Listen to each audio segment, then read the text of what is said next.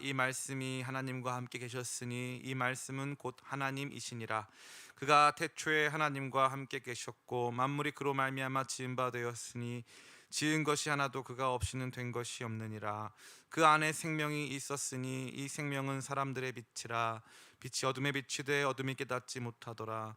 하나님께로부터 보내심을 받은 사람이 있으니 그의 이름은 요한이라. 그가 증언하러 왔으니 곧 빛에 대하여 증언하고 모든 사람이 자기로 말미암아 믿게 하려 함이라. 그는 이 빛이 아니요 이 빛에 대하여 증언하러 온 자라. 참빛 곧 세상에 와서 각 사람에게 비추는 빛이 있었나니 그가 세상에 계셨으며 세상은 그로 말미암아 지은 바 되었으되 세상이 그를 알지 못하였고 자기 땅에 오매 자기 백성 영접하지 아니하였으나 영접하는 자 곧 그 이름을 믿는 자들에게는 하나님의 자녀가 되는 권세를 주셨으니 이는 혈통으로나 육정으로나 사람의 뜻으로 나지 아니하고 오직 하나님께로부터 난 자들이니라. 말씀이 육신이 되어 우리 가운데 거하심에 우리가 그의 영광을 보니 아버지의 독생자의 영광이요 은혜와 진리가 충만하더라. 요한이 그에 대하여 증언하여 외쳐 이르되 내가 전에 말하기를 내 뒤에 오시는 이가 나보다 앞선 것은 나보다 먼저 계심이라 한 것이 이 사람을 가리킴이라 하니라. 우리가 다 그의 충만한 데서 받으니 은혜 위에 은혜로라. 율법은 모세로 말미암아 주어진 것이요 은혜와 진리는 예수 그리스도로 말미암아 온 것이라. 본래 하나님을 본 사람이 없으되 아버지 품속에 있는 독생하신 하나님이 나타내셨느니라. 아멘. 매력이라는 말이 있습니다. 사람을 끄는 힘이라는 뜻이겠지요. 저도 이 매력이 있다는 평가를 종종 예전에 많이 받았습니다. 근데 제가 가졌던 매력은 이 말과는 좀 다른 것 같습니다. 제가 젊었을 때, 더 어렸을 때 고집이 세고 자유분방하게 살았기 때문에 그때 매력, 즉 매를 버는 능력 을 많이 가지고 있었던 것 같습니다. 근데 오늘은 제가 여러분과 함께 매력에 대해 잠깐 생각해보고 싶습니다. 사람이 매력이 있을 때는 무엇인가 그 이미지와는 상반되는 모습을 가질 때라고 생각합니다. 사회적으로나 경제적으로 완벽해 보이는 사람이 매우 소탈한 면을 보일 때 우리는 그러한 매력을 많이 느끼게 되지요. 최근 유튜브에서 활동하고 있는 한 유튜브 크리에이터가 있는데요. 가뚜기라고 알려진 식품 회사의 이 창업주 그 가정에 속한 자매입니다. 그 자매가 아주 재벌가 거의 뭐 준재벌에 해당하는 삶을 그런 가정에서 살 수 있지만 많은 사람들과 소통하면서 소탈한 모습을 많이 보여주고 있는데 사람들이 굉장히 매력을 많이 느끼더라고요. 또 잘 알려진 우리 이재용 삼성전자 삼성그룹 우리 부회장 있지 않습니까? 보면은 가끔 보면은 이렇게 돌아다니는 사진에 보니까 서민적인 모습이 많이 나타나는데 사람들이 그것으로 인간적인 매력을 많이 느끼곤 합니다. 우리가 생각하는 상상하는 이미지가 아닌 소탈하고 또 상반되는 또 어떻게 보면은 또 반전적인 그런 매력이 우리 가운데 느껴질 때가 참 많이 있다는 것이죠. 저는 개인적으로 이러한 매력이라는 측면에서 볼 때 요한복음이야말로 그야말로 매력이 넘치는 책이라고 감히 생각합니다. 우리는 지난 2주간에 걸쳐서 요한복음 서문에 등장하는 큰 봉우리, 2개의 큰 봉우리를 생각해 본 바 있습니다. 먼저 살펴본 것은 바로 이 예수 그리스도라고 하는 봉우리지요. 요한복음은 독수리 복음서라고 했습니다. 예수님의 신성을 있는 그대로 보여주는 아주 태양을 정면으로 응시하는 독수리와 같은 모습으로 아주 장엄하게 크고 찬란하게 예수님의 모습을 선포해주고 있는 것이죠. 태초부터 계신 생명의 말씀, 태초부터 계신 하나님으로 예수님을 강하게 선포하고 있는 것입니다. 그러니까 우리가 보기에 요한복음은 매우 신학적인 이야기로 비추기 쉽다는 것입니다.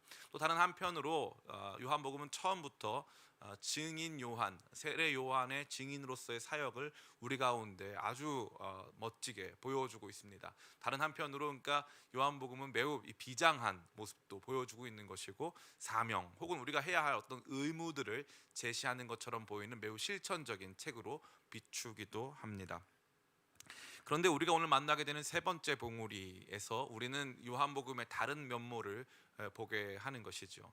우리가 만나게 된 조금은 나지막한 이 봉우리는 바로 사람이라고 하는 봉우리입니다. 요한복음이 궁극적으로 관심을 갖고 요한복음이 그 은혜의 혜택을 그 은혜의 궁극적인 이 방향성을 지정하고 있는 것은 바로 사람이라는 것이죠. 특별히 요한복음에서 예수님은 그러한 사람들을 직접 찾아가십니다. 예수님은 요한복음에서 찾아가시는 분이세요. 사마리아 수가성의 한 여인을 찾아가시고 베데스다 원목가에 38년 된 병자를 찾아가십니다. 예수님은 찾아가세요. 사람들을 찾아가 만나 주시는 거죠. 낙심한 베드로를 끝까지 찾아가서 또 만나 주시지 않습니까? 그러니까 예수님은 사람을 찾아가시는 모습이 요한복음 안에 굉장히 많이 등장하고 있다는 것을 우리는 알 수 있습니다. 또한 요한복음에서 예수님의 치료 기사는 단순히 예수님이 어떠한 병을 고치셨는가에 집중되어 있지 않습니다. 그러니까 예수님의 능력이 어떤 병을 고치셨다 거기에 나타나지 않고요. 예수님이 어떠한 일을 고치시거나 회복하시거나 하신 다음에 대화가 길게 나옵니다. 그 사람의 이야기를 우리로 하여금 듣게 하는 것이죠. 그 사람의 변화를 우리로 하여금 맞닥뜨리게 한다는 것입니다. 이것이 요한복음이 갖는 독보적 아름다움에 있어서 아주 중요한 요소라 할 수 있습니다. 한편으로는 위대하고 찬란한 예수님의 모습을 응시하는 매우 신학적인 책, 또 증인 요한의 사역을 보여주면서 매우 우리 가운데 사명을 혹은 우리 가운데 실천적인 의무들을 제시하는 책으로 비추기 쉽지만 궁극적으로 그러한 모든 것들이 향하는 지점에 사람들이 있음을 보여주는 매우 인간적인 책이라고 할 수 있는 것입니다. 오늘 우리는 이러한 요한복음 서문의 마지막 시간을 통하여서 요한복음의 궁극적 관심이라고 할 수 있는 사람에게 초점 맞추어 은혜를 나누고자 합니다.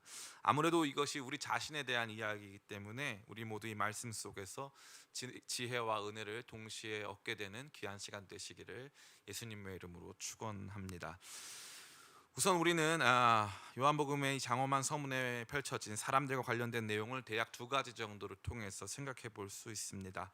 첫 번째로 앞서 이미 말씀드린 바와 같이 하나님의 관심은 사람에게 있다는 사실입니다.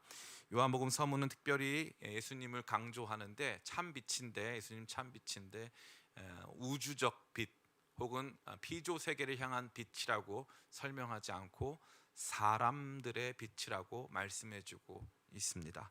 4절과 5절 제가 읽어드리겠습니다. 그 안에 생명이 있었으니 이 생명은 사람들의 빛이라. 빛이 어둠에 비추되 어둠이 깨닫지 못하더라. 아멘. 예수님은 사람들의 빛이십니다. 이 말은 한편으로 사람들이 빛이 있다는 뜻이에요, 없다는 뜻이에요? 예수님이 사람들의 빛이신데 5절에 보니까 빛이 어둠에 비쳤다고 되어 있습니다. 그러니까 사람들은 빛을 잃은 상태라는 것을 우리에게 이 말씀은 보여주고 있는 것입니다. 그렇습니다. 예수님은 참빛 예수님은 이 땅 가운데 사람들, 어둠 가운데 있는 사람들에게 찾아오신 것입니다. 사람들이 마땅히 가져야 할, 사람들이 마땅히 보아야 할 그러한 참 빛으로 이 땅 가운데 오셨습니다. 그러기에 이것은 우리 모두로 하여금 이 세상의 이야기를 다시 한번 조명해주고 있습니다. 그것은 무엇입니까? 세상의 문제가 어디에 있다는 것이죠? 바로 사람들에게 있다는 것입니다. 빛을 잃은 사람들로 말미암아 세상이 아프고 힘들다는 것을 의미한다는 것입니다. 인간은 스스로 이성의 빛에 의해서 개화된 존재라고 생각합니다. 인간은 이제 지적으로 완숙한 상태에 이르러서 무엇이 옳은지 그른지를 스스로 분별할 수 있다고 생각하고 있습니다. 그러나 실상은 전혀 그렇지 않습니다. 세상의 모든 문제는 바로 사람으로부터 비롯되는 것이기 때문에 그렇습니다. 사람들은 스스로 옳다고 하는 일들을 행하고 있지만 그러한 일들이 지속적으로 축적되면서 나타나는 결과는 어둡고 아프고 파괴적인 일들 뿐이라는 사실입니다. 세상에 선량한 사람들이라고는 없습니다. 세상은 모두 어느 정도 악한 사람들, 어둠 속에 있는 사람들이 그나마 나은 사람들로 자기 자신을 나타내려고 하는 발버둥밖에 없다는 것입니다. 최근 이루다라고 하는 AI 채팅 머신의 가상인물에 대한 이슈가 있었습니다. 이루다라고 명명된 인공지능 AI는 사람들하고 실시간으로 마치 자기가 어떠한 인격을 가진 존재인 것처럼 행동하면서 대화를 해줄 수 있는 것으로 개발되어 있습니다. 그러한 기능을 수행하기 위해 이루다는 딥러닝 기술이라는 것을 통해서 대략 100억 건입니다. 100만 건이 아니고 100억 건의 인간 채팅을 분석했습니다. 그래서 그것을 통해서 일반적인 인간들이 어떻게 대화하는가를 학습한 것이죠. 그리고 나서 이 이루다가 실제적으로 사람들과 채팅을 나누기 시작했는데 그 결과는 매우 충격적이었습니다. 사람들이 이루다에게 민감한 질문을 할 때면 이루다는 매우 차별적인 언행을 서슴지 않았습니다. 언행이라기보다는 차별적인 말을 서슴지 않았습니다. 많은 사람들이 이루다에게 잘못된 데이터를 준 특정 부류의 사람들, 다시 말해 나쁜 사람들이 있었기 때문에 이루다가 이렇게 말했을 것이다 라고 생각합니다. 그러나 그렇지 않습니다. 이루다는 인간 전체의 평균을 낼 수 있을 만큼 100억 건의 이 채팅을 스스로 학습했습니다. 대부분의 사람들이 인지하는 바와 같이 AI는 인간보다 똑똑합니다. 인간보다 더 제대로 학습할 수 있다는 것이죠. 그것이 잘 증명된 분야가 바둑 분야입니다. 더 이상 바둑 분야에서는 인간은 AI를 이길 수가 없습니다. 정보를 기반으로 하여서 인간 내면을 반사해 주듯 이야기해 주는 이 이루다의 문제를 통해서 우리가 봐야 할 것은 누가 특정인들이 이루다한테 성희롱적인 혹은 이루다에게 차별적인 행동 혹은 언어를 구사했다, 거기에 집중할 것이 아니라 이루다가 반영해 주고 있는 인간의 모습을 보아야 한다는 것입니다. 인간은 내면 깊숙이 어둠을 감추고 있습니다. 겉으로는 깨끗한 척, 밝은 척, 좋은 생각을 하는 선량한 사람인 척하지만 그 안에는 차별하고 질투하고 증오하고 파괴적인 본성을 가지고 있다는 것이 잘 나타나 있는 것이죠. 이루다는 이러한 인간 내면을 비추어주는 거울로 작용한 것입니다. 최근 입양 가정에서 엄청난 학대와 폭력에 시달리다가 죽음을 당한 정인이 사건이 온 국민의 공분을 자아내고 있습니다. 정인이 양부모에 대한 분노는 극에 달하였습니다. 많은 사람들이 생각하죠. 세상에 저렇게 나쁜 사람이 어디 있을까? 저 괴물 같은 사람, 이렇게 생각하고 그들을 향해서 손가락질하고 그들을 향해서 많은 내면에 담겨져 있는 분노를 표출하고 있습니다. 그런데 차분히 생각해 보십시다. 정인이 같은 양부모가 세상에 없는 괴물이어서 그들만이 가진 문제였을까요? 양부모니까 가끔 이런 양부모 있더라, 가끔 계모들이 좀 그러더라 생각하십니까? 정인이 사고 이후에 더 많이 보도되고 있는 것인지는 모르겠으나 최근 들어 부쩍 가정에서 엄청난 폭력이나 학대 등을 당하는 아이들의 이야기가 곧잘 들려오곤 합니다. 서울 강북구에서는 영하 20도 가까운 날씨에 내복만 입고 아이가 추위에 떨다가 편의점에 피하기도 하였습니다. 그러한 일이 큰 이슈가 되기도 했죠. 인천에서는 40대 엄마가 생활고를 비관하여 먼저 9살 딸을 죽이고 스스로 목숨을 끊을 선택을 하였지만 결국 그 엄마는 살았습니다. 그리고 깨어나서 첫 번째 한 말이 내가 내 딸을 죽였다라는 말이었습니다. 그 엄마는 친엄마였습니다. 일산 지역에서는 20대 여성이 아이를 출산한 직후에 2층에서 아이를 던져 죽게 하였습니다. 물론 친엄마였고 아이는 탯줄이 잘리지도 않은 채 죽어 있었답니다. 어떻게 생각하십니까?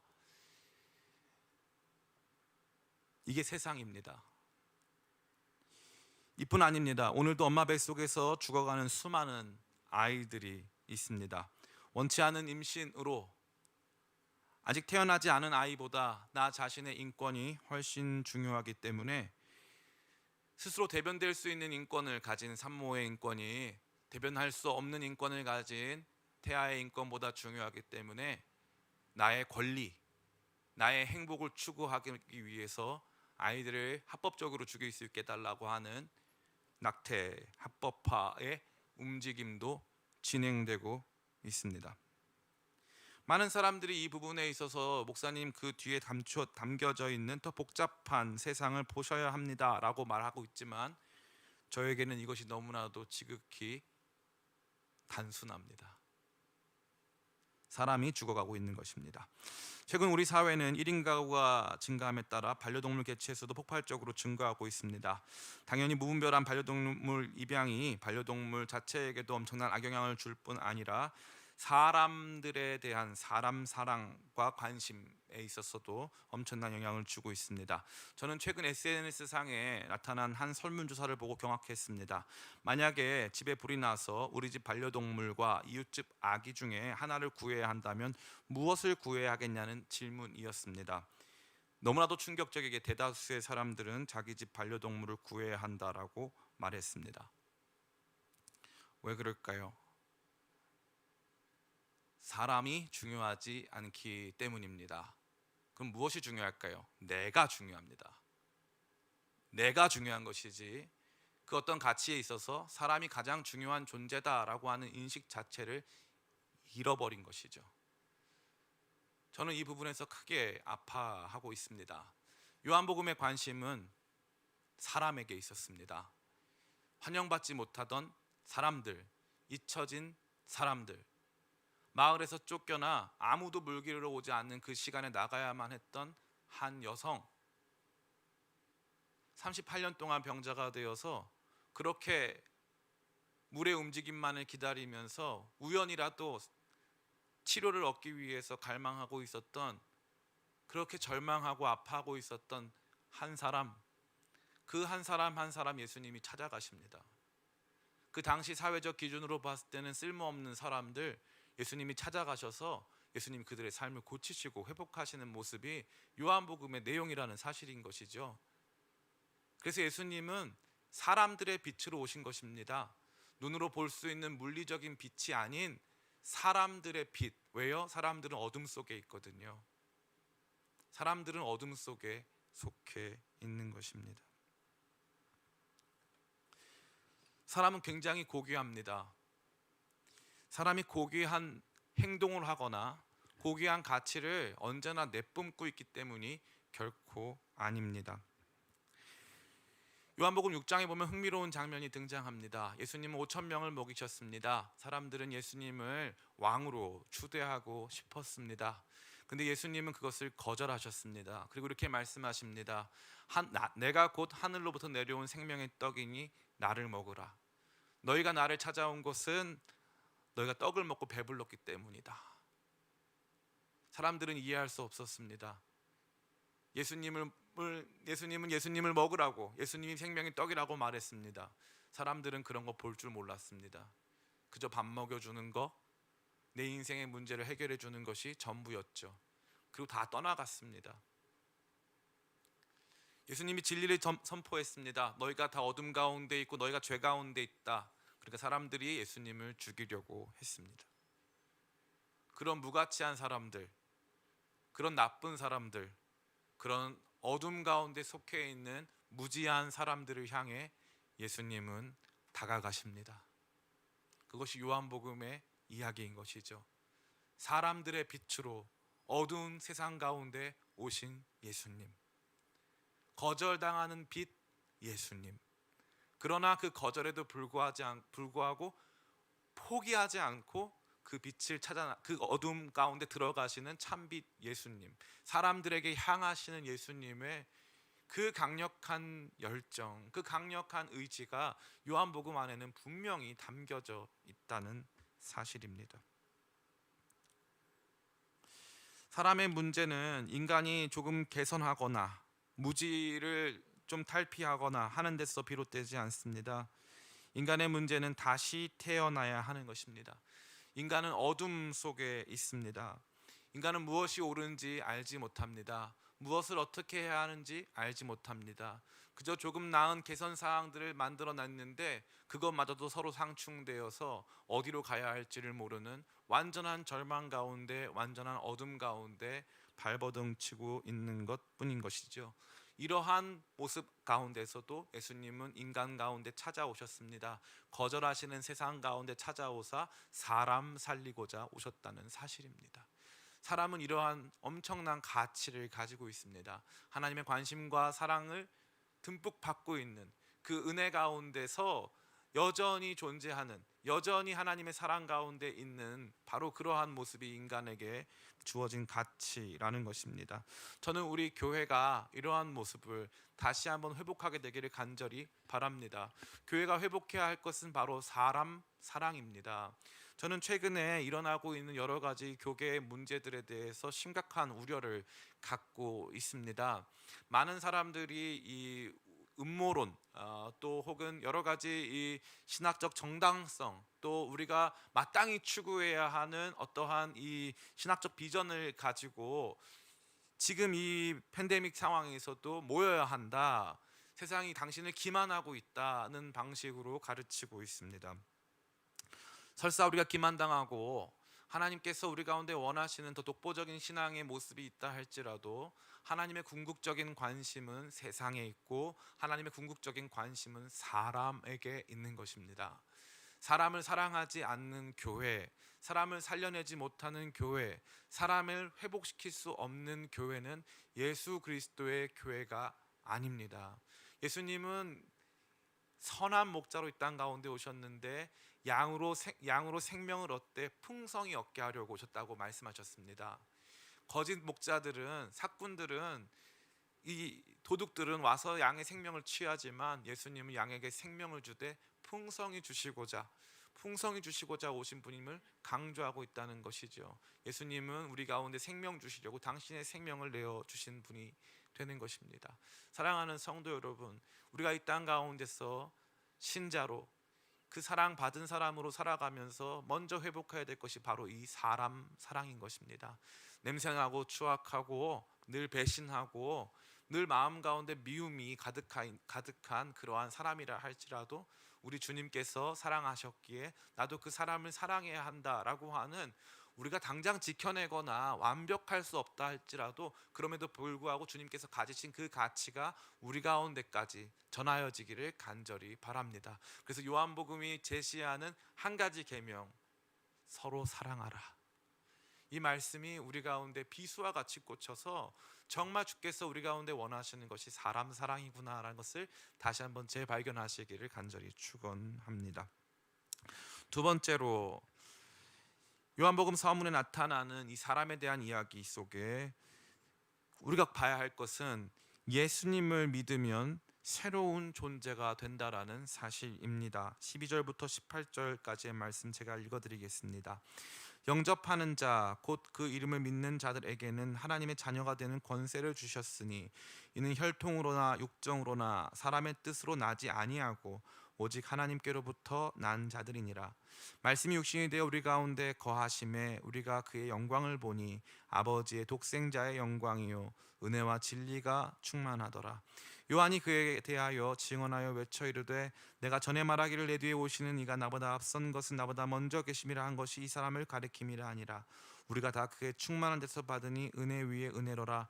율법은 모세로 말미암아 주어진 것이요 은혜와 진리는 예수 그리스도로 말미암아 온 것이라. 본래 하나님을 본 사람이 없으되 아버지 품속에 있는 독생하신 하나님이 나타내셨느니라. 아멘. 우선 이 말씀은 예수님을 믿는 자들은 하나님의 자녀가 되는 특권이 주어진다고 말하고 있습니다. 그러면 하나님 자녀는 어떻게 되어지는 걸까요? 13절은 이렇게 말합니다. 이는 혈통으로나 육정으로나 사람의 뜻으로 나지 아니하고 오직 하나님께로부터 난 자들이니라. 하나님의 자녀가 됐는데요, 흥미롭게도 그냥 너 이제부터 내 자녀 하자 이게 아니라는 거예요. 하나님의 자녀가 되었는데 하나님께로부터 다시 태어났대요. 그러니까 이것은 우리가 존재적으로 완전히 달라져야 함을 전제하고 있는 것입니다. 하나님 자녀됨은요, 새 생명으로 태어남, 거듭 태어남을 전제하고 있는 것입니다. 우리가 이 요한복음 1장 1절부터 28절까지 서문 내용을 가만히 생각해 보면 예수님 안에 태초부터 계신 그 말씀 안에 뭐가 있다고 되어 있죠? 예, 그렇죠. 생명이 있다고 되어 있습니다. 그죠? 예수님 안에 생명이 있어요. 그 생명이 사람들의 빛입니다. 그러니까 이 생명으로 태어나는 거예요.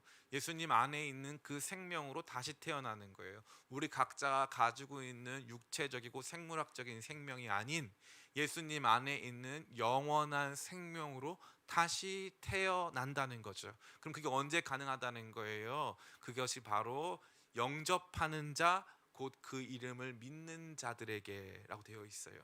예수님을 믿을 때 우리 가운데 놀라운 중생의 역사가 있다는 것입니다. 중생의 역사가 바로 예수님을 믿음과 연결되어 있다는 거죠. 이 중생은 불교에서 말하는 무리중자 중생이 아니고, 이 중생은 거듭중자, 다시 태어난다는 의미에서, 새롭게 태어난다는 의미에서의 중생이 되는 것입니다. 그러니까 우리는 새로운 존재, 앞서 말씀드렸죠. 어둠 가운데 있는 인간이 단순한 개선이라던가 이 무지의 탈피로부터 온전해질 수 있는 것이 아니라고 했다는 것입니다. 이 놀라운 변화가 일어나기 위해서는 사람들의 비친 그 생명이 우리 가운데 역사해야 되죠. 우리가 그 생명으로 다시 태어나야만 한다는 것입니다. 예수님을 믿으면 바로 그 생명의 역사가 우리 가운데 일어나는 것을 잘 말해주고 있는 것입니다. 자, 그러고 나면 어떠한 변화가 생깁니까? 14절부터 18절에 여러분이 주목해야 될 것이 딱 한 단어가 있는데, 그게 뭔지 아세요? 그게 바로 우리예요. 우리. 14절에 보니까 말씀이 육신이 되어 우리 가운데 거하심에 우리가 그의 영광을 보니, 이렇게 되어 있죠. 여기 보니까 16절에도 우리가 다 그의 충만한 데서 받으니 라고 되어 있습니다. 그러니까 14절부터 18절까지는 영접하는 사람들, 그래서 그 우리가 된 사람들, 우리 공동체, 영접한 사람들의 공동체가 경험하는 새로운 삶의 내용을 저와 여러분에게 소개해 주고 있는 것입니다. 하나님 자녀된 우리는 첫 번째로 어떤 일이 발생합니까? 그의 영광을 봅니다. 예수 그리스도의 영광을 보게 되는 것이죠. 그런데 그 영광은 내용이 뭐라 그랬어요? 은혜와 진리가 충만하다고 되어 있어요. 은혜가 우리 가운데 있다는 것을 지속적으로 말해주는 것이죠. 16절에도 어떻게 되어 있습니까?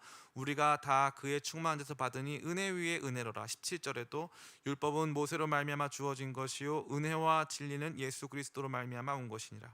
은혜가 계속적으로 반복되고 있습니다.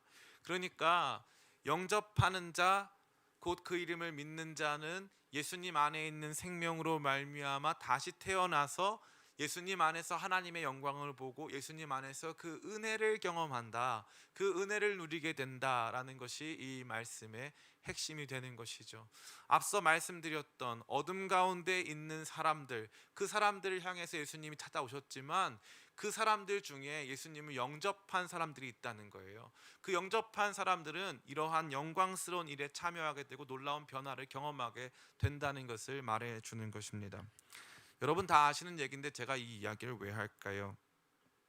제가 개인적으로 굉장히 존경하는 마틴 로이드 존스 목사님이 당신이 설교 사역을 할 때 중요한 철칙으로 내세운 것이 있어요. 주일 오전 설교에는 언제나 복음을 설교한다라고 하는 철칙을 내거신 거죠. 그때 목사님이 하신 아주 중요한 언급이 있는데, 교회 안에도 잘 들으셔야 됩니다. 교회 안에도 구원받지 못한 사람들이 있기 때문에 라고 말씀하셨어요. 교회 안에도 구원받지 못한 사람들이 있기 때문에 주일 오전은 반드시 복음을 설교하는 것이 목사에게 아주 중요한 일이다 라고 말한 것이죠. 우리가 종종 잊고 있을 때가 있어요. 그것이 무엇이냐 하면 우리가 교회를 다니기 때문에, 우리가 신앙의 가정에서 태어났기 때문에, 우리가 여러 가지 교회 문화에 익숙하기 때문에 우리 자신을 구원받은 하나님 자녀라고 여길 때가 종종 있어요. 그런데 안타깝게도 구원의 증거는 바로 여기 나온 거예요. 영접하는 자, 곧 그 이름을 믿는 자에게는 하나님의 자녀가 되는 권세를 주셨는데요, 이 권세가 작동하는 방식은 하나님께로부터 나야 되는 거예요.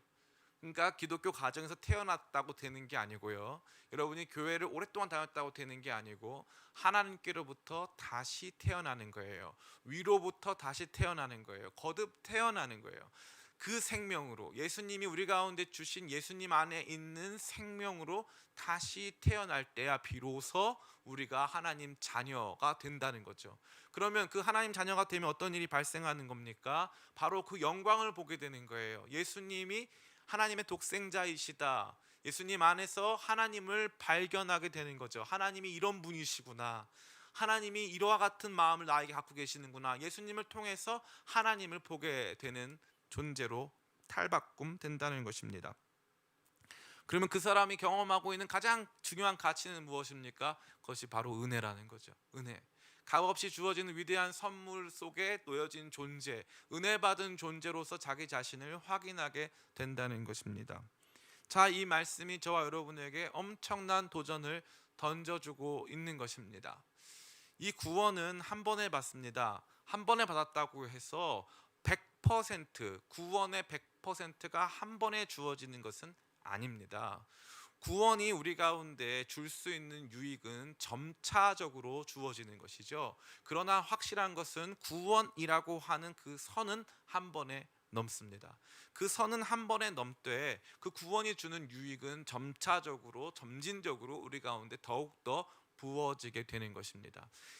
그러나 확실한 것은 그 구원의 선을 넘었을 때 우리가 예수 그리스도 안에서 하나님의 영광을 보고 그 은혜 가운데 사는 존재가 될 것이냐 그렇지 않을 것이냐 하는 문제가 우리 가운데 대두된다는 것입니다.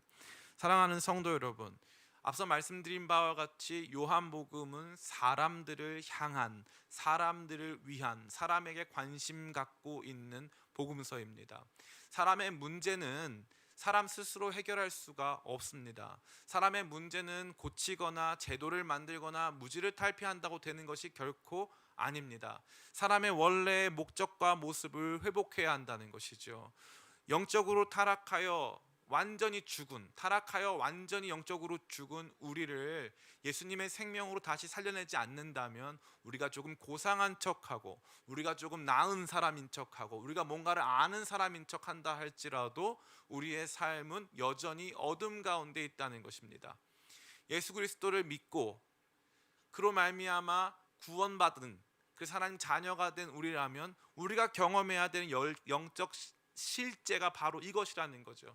예수님 안에서 하나님의 영광을 보고 뿐만 아니라 그 영광 가운데 놓여져 있는 하나님의 은혜를 체험하는 것입니다. 다시 말해 구원받은 사람은 은혜의 사람으로 바뀌어 간다는 것이죠. 은혜의 사람이 된다는 것입니다. 저는 이 부분을 여러분에게 꼭 말씀드리고 싶습니다. 우리가 받은 구원을 어떻게 우리가 특정시킬 수 있느냐, 우리가 받은 구원을 우리가 어떻게 구체화시켜서 말할 수 있느냐에 대해서 제가 여러분에게 다 100%를 말씀드리고자 함이 결코 아닙니다. 그러나 확실한 것은 이것입니다. 우리가 은혜에 기반한 삶을 살고 있느냐 아니면 율법에 기반한 삶을 살고 있느냐라는 것이죠. 그 빛이 우리 가운데 임할 때 우리는 은혜에 기반한 삶을 살게 되는 거예요. 은혜에 기반한 삶을. 그 은혜에 기반한 삶은 우리로 하여금 용납하게 만들고 용서하게 만들고 서로 사랑하게 만든다는 것이죠. 이것이 구원받은 신자들, 구원받은 하나님 자녀들의 중대한 특징이 되는 것입니다. 저는 개인적으로 이러한 것을 많이 체험해요. 교회에서 이렇게 여러 가지 사역들을 할 때 성도님들이 보시기에 답답하실 수도 있고 또 여러 가지 면에서 안타까운 마음을 가지실 수도 있겠지만 제가 가진 철칙이 하나 있어요. 그게 뭐냐 하면 셋까지 세서 안 되면 네까지 세자, 네까지 세서 안 되면 열까지 세자, 이거예요. 제가 어떤 성도님에게 우리 목회자들이라든가 이런 분들은 예외겠지만 어떤 성도님들에게 부탁을 드렸어요. 이 일을 좀 해주셨으면 좋겠습니다. 근데 그 일이 지연이 됐어요.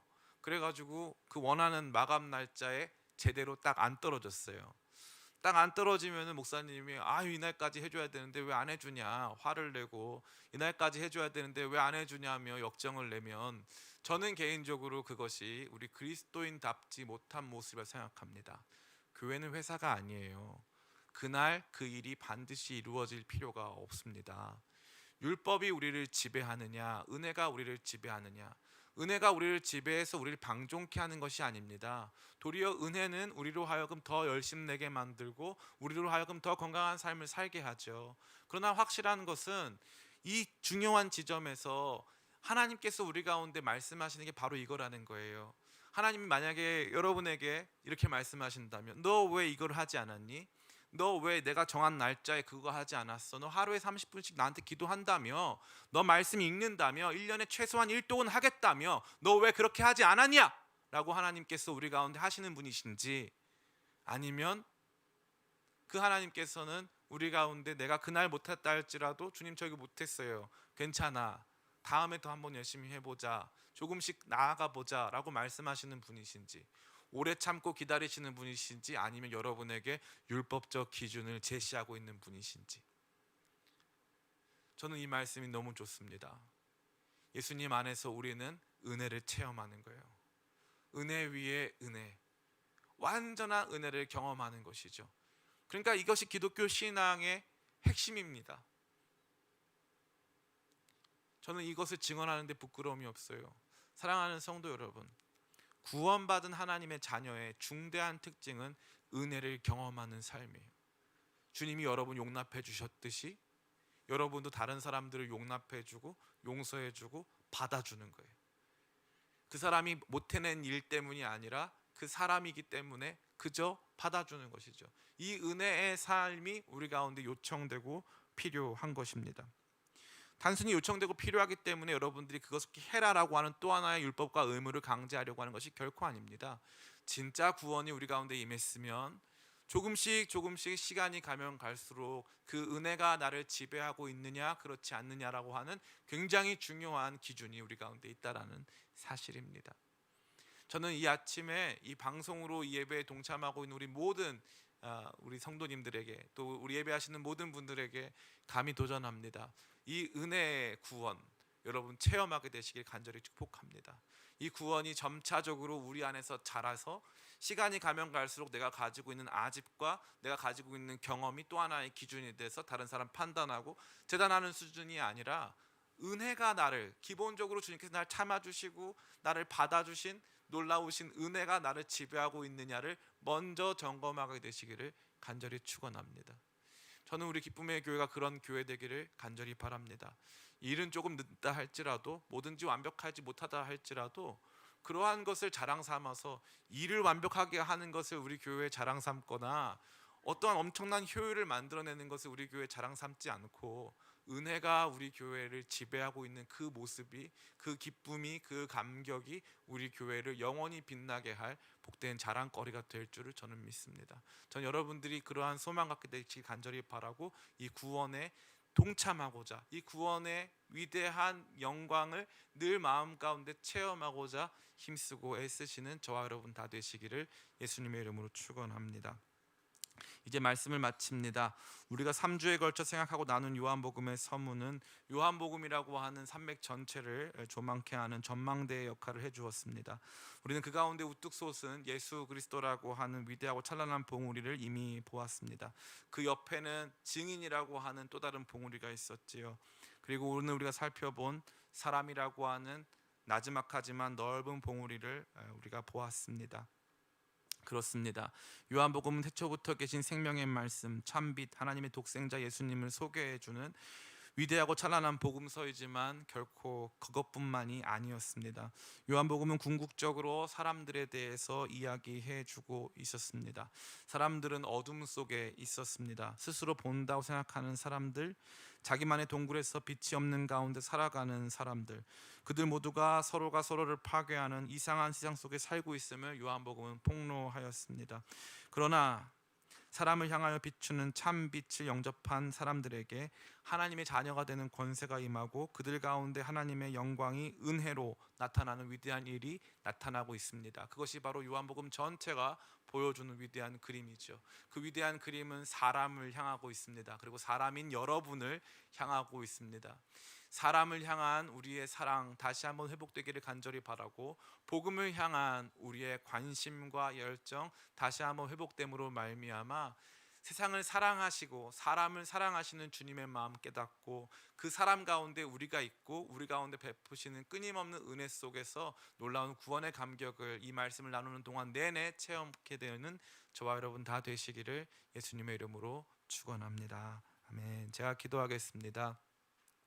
아버지 감사합니다. 사람이 무엇이간데 주께서 저를 생각하시고, 인자가 무엇이간데 주께서 그를 귀히 여기십니까? 주님, 요한복음의 이 말씀이 우리 모두를 부끄럽게 합니다. 하나님의 관심은 사람에게 있었습니다. 우리 스스로 높이 쌓아가며 내가 하나님 좀 안다. 내가 이렇게 하나님에 대해서 관심이 많고 하나님과 많은 교제 시간을 보내고 있다 하면서도 정작 우리가 만들어가는 세상은